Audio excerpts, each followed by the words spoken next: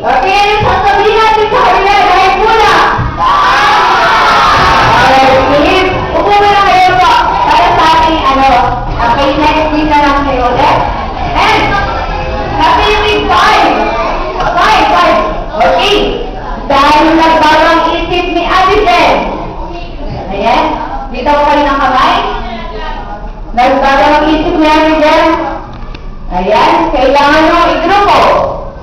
Group yourself into 2. No,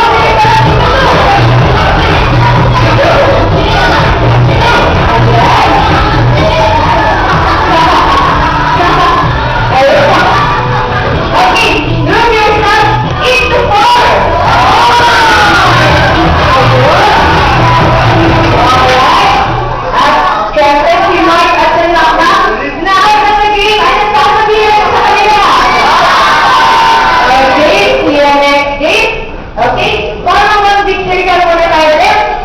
Ayan. Ayan. Okay, picture ka. Hawak ka ng kamay. Alright. Ayan, kids. Exercise ulit tayo.